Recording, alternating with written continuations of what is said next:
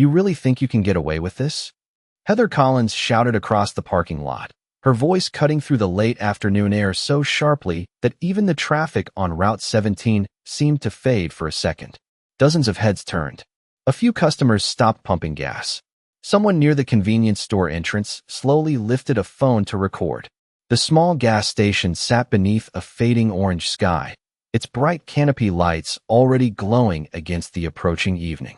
Heather stood near the front office windows, her face tight with outrage, one arm raised dramatically as if she were delivering a verdict instead of starting an argument.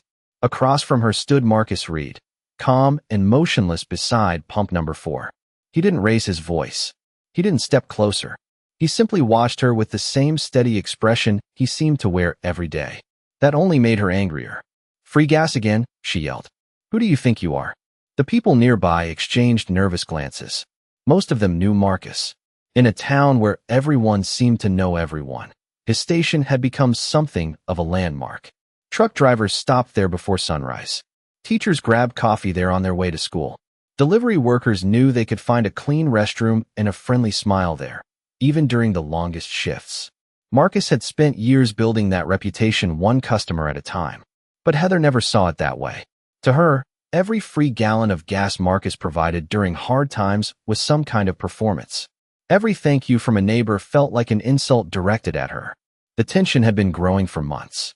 Since the storm 3 days earlier had knocked out power across parts of the county, Marcus had quietly started helping again. Nothing flashy. No cameras. No reporters. Just a simple handwritten sign near the register. Essential workers receive free fuel assistance. The sign wasn't large. The letters weren't perfect. But people noticed. They always did. Nurses arriving after 12-hour shifts noticed. Utility crews restoring power noticed. Parents driving across town to pick up medicine noticed. And apparently, Heather noticed too. She marched across the lot like someone carrying years of frustration inside her chest. The wind tugged at her jacket as she pointed toward the pumps. "You're giving away gas while honest businesses struggle to compete," she snapped. Marcus folded his hands in front of him. "Everyone follows their own business model, Heather." The answer was polite, respectful. It only seemed to fuel her irritation. A murmur passed through the crowd. The fluorescent lights reflected across the station windows.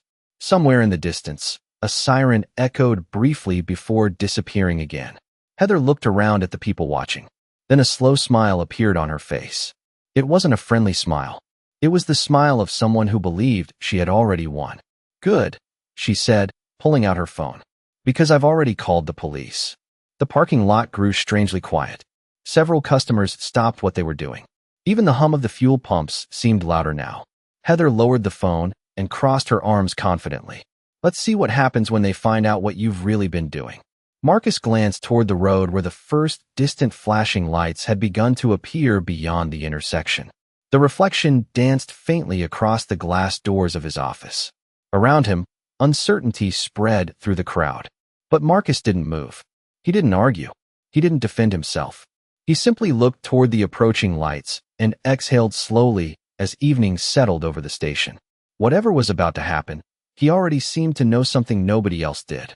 The flashing lights remained far down the road, still several minutes away, but the atmosphere at the station had already changed. Customers who had been preparing to leave lingered beside their vehicles. Some leaned against fuel pumps. Others stood near the convenience store entrance, speaking in low voices while keeping one eye on Marcus Reed. He remained exactly where he had been moments earlier, his dark work jacket catching the glow from the overhead canopy lights. The autumn air carried the scent of gasoline, fresh coffee, and rain-soaked pavement. Marcus had always liked evenings. They gave people a chance to slow down. Most nights he would walk the lot himself, checking trash bins, greeting regular customers, and making sure everyone got home safely. It was a habit he had developed long before owning the station. 20 years earlier, he had spent his days running toward emergencies instead of away from them. As a firefighter for the county, Marcus had seen houses burning in the middle of winter, highways covered in wrecked vehicles during storms, and families standing in silence after losing everything. Those years had changed him. They taught him that people remembered kindness long after they forgot words. When a knee injury ended his career, many assumed he would leave town. Instead, He invested nearly every dollar from his retirement settlement into a struggling gas station sitting on a neglected corner lot. At the time, most people thought he was making a mistake. The building needed repairs. The pumps were outdated. The convenience store roof leaked whenever it rained more than an inch. But Marcus saw something different. He saw a place where people stopped every day. A place that mattered. Slowly, year after year, he rebuilt it. He painted the walls himself, replaced broken equipment, added better lighting, installed security cameras. He worked 12-hour shifts and often longer. There were months when he barely paid himself. Yet somehow the station survived. Then it started thriving. Not because it had the cheapest prices. Not because it was the largest station in town. It thrived because Marcus treated people like neighbors instead of transactions. Across the parking lot, an older delivery driver shook his head as he watched Heather pacing near the office windows. He remembered the winter freeze 3 years earlier when roads became sheets of ice and fuel deliveries stopped across the county. Marcus had opened the station anyway. Utility workers restoring power received fuel. Ambulance crews received fuel. Volunteers delivering blankets received fuel. Nobody had asked him to do it. He simply did what he believed was right. Similar stories existed throughout town. A nurse filling her tank near Pump 7 remembered receiving help during a hurricane evacuation. A school custodian standing near the coffee machines remembered Marcus paying for stranded travelers to reach their families during a snowstorm. None of those moments appeared online. There were no advertisements. No interviews. Marcus never seemed interested in recognition. That was part of what confused Heather. She understood ambition. She understood competition. But she could not understand why someone would keep helping people without expecting something in return.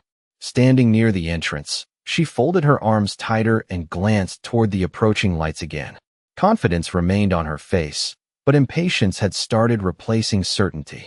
Meanwhile, Marcus looked across the lot at the families, workers, and neighbors gathered under the glow of the canopy. His expression softened for a brief moment. Whatever happened next, his concern was not for himself. It was for the people depending on this place to remain exactly what it had always been, a light at the corner of a difficult road. The first patrol vehicles turned into the station entrance just as the last traces of sunlight disappeared behind the tree line. Blue and red reflections rolled across the fuel pumps, bounced off chrome bumpers, and shimmered against the large front windows of the convenience store. Conversation stopped almost instantly. Customers stepped back. Phones remained raised. Everyone wanted to see what would happen next. Heather Collins straightened her posture the moment the vehicles arrived. Relief washed across her face so openly that several people noticed.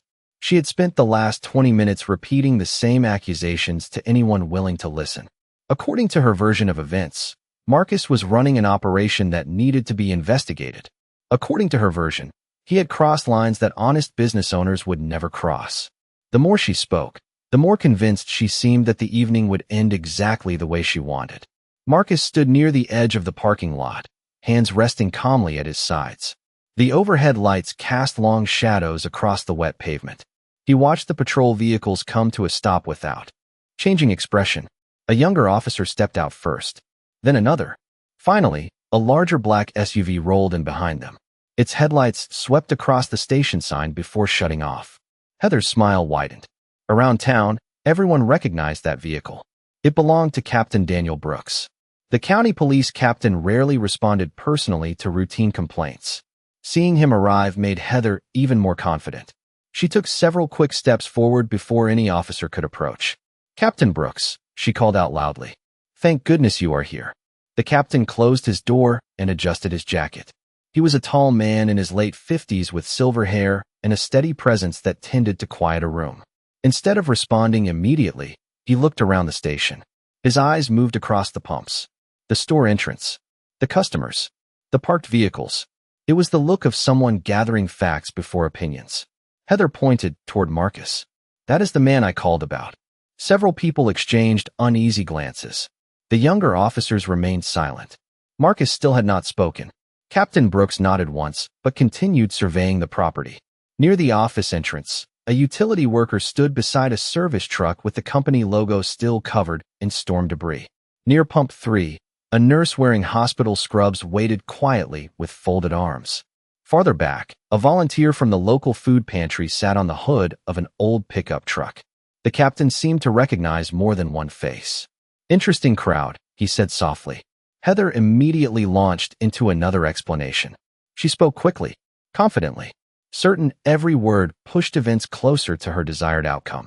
Yet as she talked, something unexpected happened.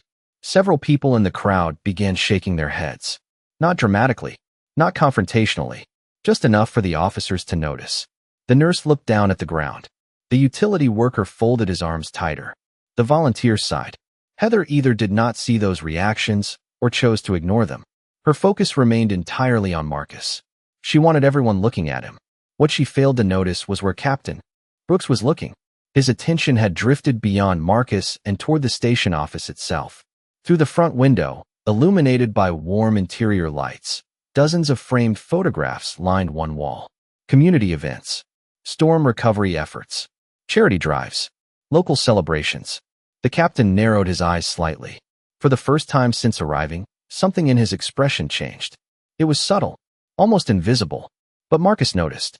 And for the briefest moment, a quiet understanding passed between the two men while the rest of the crowd remained completely unaware.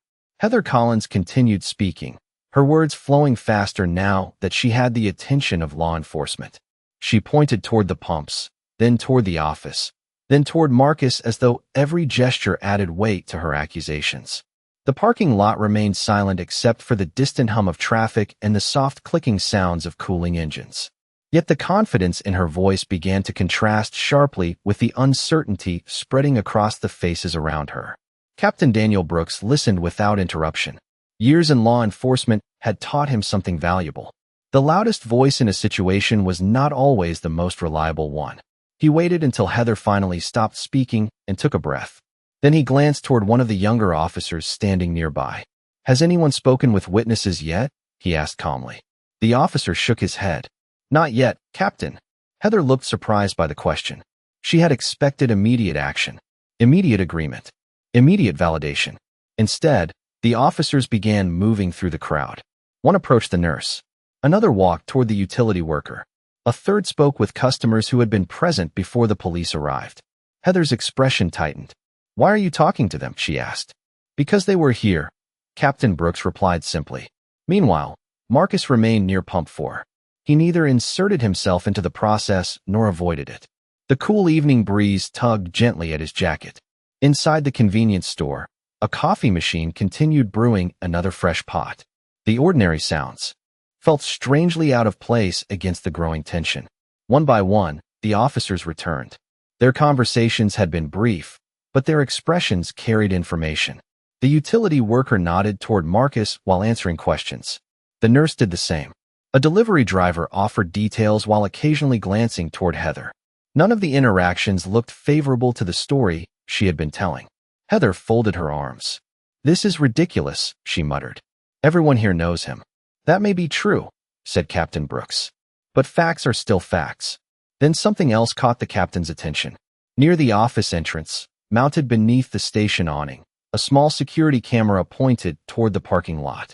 Another camera covered the front doors. A third overlooked the pumps. Modern, well-maintained, recording everything. The captain raised an eyebrow slightly. "Marcus," he called. It was the first time he had directly addressed him since arriving. Marcus stepped forward. "Yes, sir." "Your camera's operational?" 24 hours a day. The answer was immediate. Several people in the crowd exchanged looks. Heather's face changed. It was not dramatic, just a brief flicker. A crack in the certainty she had carried all evening. Captain Brooks noticed it instantly. "Do they cover the entire front lot?" he asked. "Every angle," Marcus replied. The captain nodded slowly. The younger officers seemed to understand where the conversation was heading. One reached for a notepad. Another looked toward the office door. The atmosphere shifted. For the first time since law enforcement arrived, the attention was no longer centered on accusations. It was moving toward evidence. Heather glanced toward the station windows, then toward the cameras, then back toward the officers. Her confidence had not disappeared completely, but it was beginning to compete with something else. Worry. Around them, the crowd sensed the change as well. The nurse folded her arms and watched quietly. The utility worker lowered his coffee cup. Even the customers who had intended to leave remained parked beneath the canopy lights. No one wanted to miss what happened next. Because suddenly, it felt as though the evening was no longer moving toward the outcome Heather had imagined. It was moving toward the truth. The station office felt smaller once everyone stepped inside. Warm yellow lights spilled across the tiled floor, while the low hum of refrigeration units filled the silence between conversations. Outside, customers remained gathered beneath the canopy, watching through the large front windows. Inside, Captain Daniel Brooks stood beside the counter while one of the officers accessed the security system. Heather Collins stayed near the doorway, trying to appear composed, but her eyes rarely left the monitor mounted behind the register. Marcus stood quietly a few feet away. He had not asked to defend himself. He had not interrupted anyone. The confidence in his posture came from somewhere deeper than certainty. It came from patience. The officer clicked through several camera feeds. Different angles appeared across the screen. Fuel pumps, parking spaces, the front entrance, the side of the building. Everything looked clear. Everything looked organized. The timestamp in the corner confirmed the footage covered the entire afternoon. Captain Brooks folded his arms and watched carefully. "Start from the beginning," he said. The officer nodded. The video rolled backward before moving forward again in real time. For a few moments, nothing unusual appeared. Customers arrived. Vehicles came and went. Employees stocked shelves. Ordinary business activity unfolded beneath the station lights. Then Heather appeared on screen. She walked across the lot with visible determination. Several people inside the office shifted slightly as the footage continued. Her conversation with Marcus played silently. The cameras captured positions, movements, and timing with perfect clarity. Every minute removed uncertainty and replaced it with facts. The room grew noticeably quieter. Captain Brooks never looked away from the monitor. Neither did the younger officers. Outside, people pressed closer to the windows, hoping to catch a glimpse of what was being reviewed. Heather crossed her arms tightly. "This does not prove anything," she said. No one answered. The footage continued. The timeline advanced. More of the interaction appeared. More details. More context. The longer it played, the less it resembled the version of events she had described earlier. One officer glanced down at his notes and then back toward the screen. Another exchanged a brief look with Captain Brooks. It was clear they were seeing something important. Heather noticed those looks. For the first time all evening, uncertainty became visible on her face. Not fear. Not yet. But the confidence that had fueled her accusations was beginning to fade. The captain remained calm. He had seen situations like this before. Strong emotions often convinced people that they were right. Evidence had a different standard. Evidence did not care about pride. It did not care about assumptions. It simply existed. The footage reached the moments immediately before the police had arrived. The officer paused the recording and enlarged one section of the image. Everyone in the room leaned slightly forward. Even Marcus looked up from the floor. The camera angle showed the front of the office clearly. Every person present could see exactly what had happened. Exactly who stood where. Exactly who said what. Exactly who had acted. The silence that followed felt heavier than any argument. Outside, the glow of the canopy lights reflected against the darkening sky. Inside, the truth was beginning to settle into the room one quiet second at a time. And as Captain Brooks continued watching the screen, something else became clear. The investigation was no longer focused on Marcus Reed. The direction of the entire evening had shifted, and everyone could feel it. The enlarged footage remained frozen on the monitor while nobody in the room spoke. The glow from the screen reflected across faces that only minutes earlier had carried certainty, frustration, or curiosity. Now there was something different. Reflection. Captain Daniel Brooks stepped closer to the monitor and studied the image carefully. The younger officers stood beside him, silent and attentive.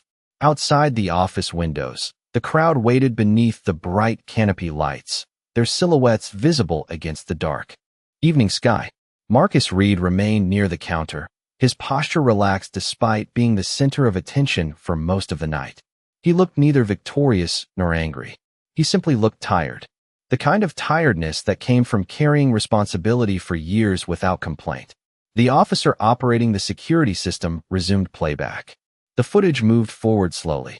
Every action unfolded exactly as it had happened. No assumptions. No rumors. No interpretations. Just reality preserved frame by frame.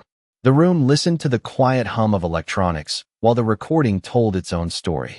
Heather Collins stared at the screen without blinking. Earlier, she had spoken with complete confidence. Now she seemed to be searching for something else entirely. A different explanation. A missing detail. Anything that might change what everyone was seeing. But the video remained unchanged. Truth often carried that quality. It did not bend to emotion. It did not adjust itself to match expectations. It simply remained what it was. Captain Brooks finally looked away from the monitor and toward Marcus. His expression softened slightly, not because of the footage itself, but because of what he had begun noticing throughout the evening. The photographs on the office wall, the people gathered outside, the respect shown by strangers who had no reason to defend anyone unless they genuinely believed in that person. It was a pattern, one that extended far beyond a single night. The captain walked toward the framed photographs. There were dozens of them. Some showed volunteers loading supplies after storms. Others showed community events, food drives, and emergency relief efforts. In nearly every photograph, Marcus stood somewhere in the background, rarely in the center, rarely seeking attention, just present, helping. One frame caught the captain's attention in particular. It showed emergency vehicles lined up beside the station during a severe winter storm several years earlier. Snow covered the ground. Utility crews stood beside ambulances. Fuel hoses stretched across the parking lot. Captain Brooks remembered that storm. He remembered how close several emergency services had come to running out of fuel before assistance arrived. Quietly, he turned toward Marcus. "You never mentioned any of this," he said. Marcus shrugged gently. Nobody asked. The answer hung in the air. Simple. Honest. The room fell silent again. Heather lowered her eyes. Outside, a light rain began falling, creating tiny silver reflections beneath the station lights. Customers who could have left long ago remained where they were. Some sipped coffee. Others stood with their hands in their pockets. Nobody seemed impatient anymore. They sensed they were witnessing something larger than a disagreement. They were watching reputations collide with reality. Captain Brooks looked once more at the photographs, then at the crowd outside, and finally at Marcus. The evening had started with accusations. It had evolved into questions. Now it was becoming something else entirely. A recognition of character. And as the rain tapped softly against the windows, the station felt less like a business and more like what it had quietly become over the years. A place built not on fuel, but on trust. The rain continued falling in a soft, steady rhythm against the windows as Captain Daniel Brooks returned his attention to the monitor one final time. The younger officers stood quietly beside him, their earlier uncertainty gone. They had reviewed the footage. They had spoken with witnesses. They had examined the timeline. The facts no longer pointed in multiple directions. They pointed in one. Heather Collins remained near the doorway, her shoulders noticeably lower than before. The confidence that had carried her through the evening had slowly dissolved under the weight of evidence and testimony. Outside, the crowd waited patiently beneath umbrellas, awnings, and truck cabs. The glow of the station lights reflected across the wet pavement like liquid gold. Captain Brooks took a slow breath and looked around the office. "I think everyone deserves clarity," he said calmly. The room fell silent. Even the refrigeration units seemed quieter. One of the younger officers closed his notebook. Another folded his arms and listened. The captain turned toward the office wall covered with photographs. "Most people only see what is in front of them today," he said. "They rarely see the years behind it." His gaze moved from one frame to another. Emergency response teams, food drives, community relief efforts, volunteer events, ordinary moments of service that had accumulated over decades. Then he looked toward Marcus. "You know something most people here do not." Marcus frowned slightly. "What is that, Captain?" A faint smile appeared on the older man's face. "The first time I met you was not at this gas station." Several people in the office looked surprised. Marcus himself seemed caught off guard. Captain Brooks nodded toward the photographs. "It was 16 years ago during the Riverside apartment fire." The room grew still. Marcus remembered immediately. The long night, the smoke, the freezing temperatures, the families standing outside with nowhere to go. "You were one of the firefighters," the captain continued. "I was a patrol lieutenant back then." Memories flickered across Marcus's face. Captain Brooks glanced toward the crowd outside the window. Most people never knew what happened after that night. The city moved on. The headlines disappeared. But I remember. He paused. You stayed long after your shift ended. You helped families find shelter. You carried supplies. You came back the next day when nobody asked you to. Heather slowly lowered her eyes. The captain continued speaking, not with anger, but with respect. And that was not the last time. During the winter freeze, this station supplied emergency vehicles when resources ran low. During the hurricane response, volunteers received fuel here. During power outages, food deliveries left from this parking lot. The younger officers exchanged looks. Some knew pieces of the story. Few knew the whole thing. Captain Brooks folded his hands behind his back. So let me be very clear. His voice remained calm, but every word carried weight. The man standing here tonight is not under investigation for helping his community. Silence followed. Heavy. Complete. Outside, several people nodded quietly. Others looked toward Marcus with new understanding. Not because he had gained status in that moment, but because the truth had finally been spoken aloud. Marcus looked down briefly, almost uncomfortable with the attention. That reaction told its own story. He had never helped people for recognition. And perhaps that was why the recognition mattered now. As rain tapped softly against the glass and the station lights glowed through the darkness, the balance of the evening shifted completely. The assumptions that had fueled the conflict were gone. In their place stood something stronger. Respect earned over many years, finally impossible to ignore. For several long seconds, nobody moved. The rain continued its gentle rhythm outside, while the station lights cast warm reflections across the wet pavement. Heather Collins stood near the doorway, staring at the floor as the weight of the evening finally settled around her. The crowd outside was no longer watching with anticipation. They were watching with understanding. The story they had expected had not happened. The truth had arrived instead. Captain Daniel Brooks exchanged a brief glance with the officers beside him before closing his notebook. The investigation was finished. The facts were clear. No one in the room seemed interested in celebrating that outcome. The mood was too quiet for victory. Too human for that. Heather slowly lifted her eyes toward Marcus Reed. For the first time all evening, there was no anger in her expression. No certainty. No challenge. Only exhaustion. She looked around the office at the photographs on the wall, the community volunteers in the frames, the emergency workers, the families, the years of service she had never bothered to notice. The evidence had shown more than a single evening. It had shown a life. Marcus stood calmly beside the counter, saying nothing. He could have demanded apologies. He could have listed every false assumption that had been made about him.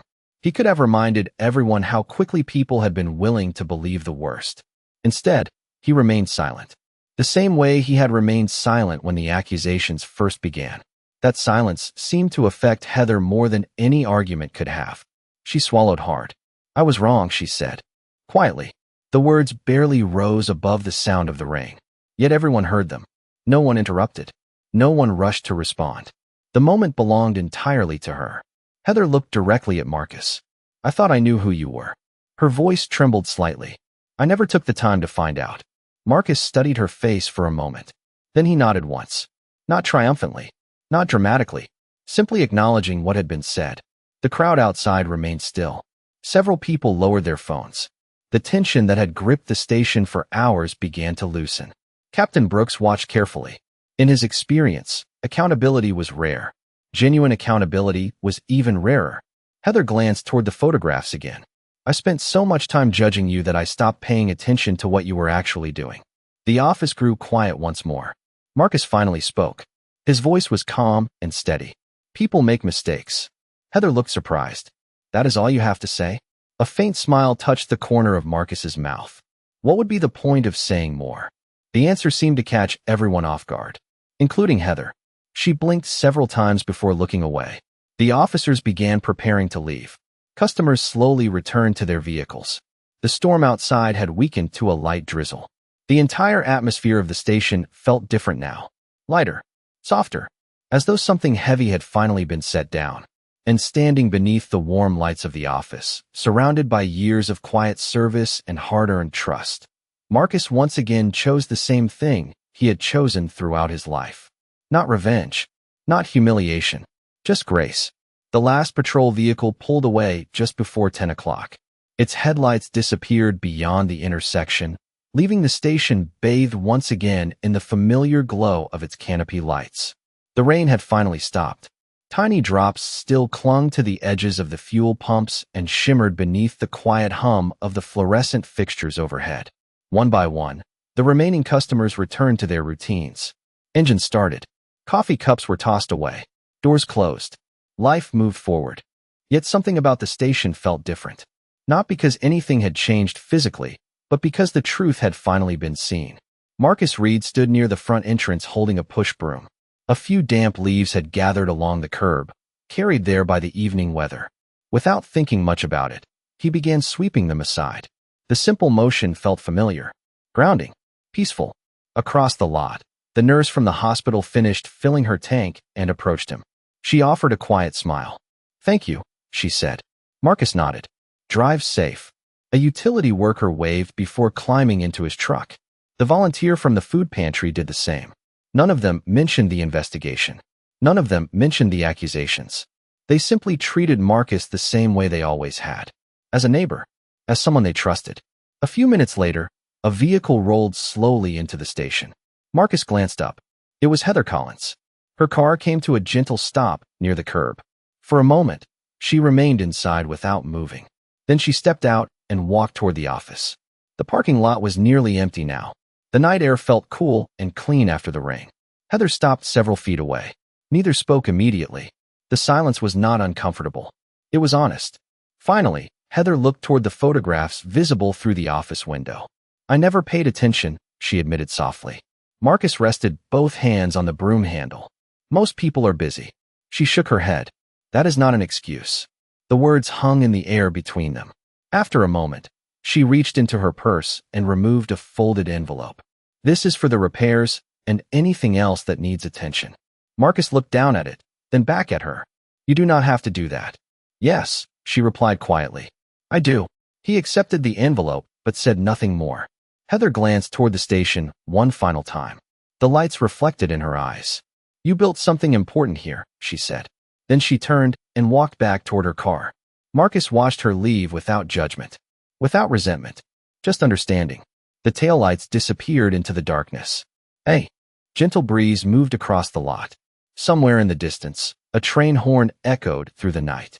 Marcus returned to sweeping. A few minutes later, another vehicle entered the station. It was one of the younger officers from earlier. He stepped out carrying a cup of coffee and approached the register. After paying for gas, he paused. "Captain was right about you," he said. Marcus smiled faintly. "Your captain gives me too much credit." The officer laughed. "I do not think he does." Then he drove away. Midnight slowly approached. The station grew quiet again. Marcus turned off a few exterior lights and looked across the empty parking lot. The pavement still reflected the glow of the remaining lamps. The air smelled faintly of rain and fresh coffee. Everything felt still, peaceful, the kind of peace that comes when truth no longer has to fight to be heard. Marcus took a slow breath and locked the office door behind him. Then he looked once more at the station he had spent years building.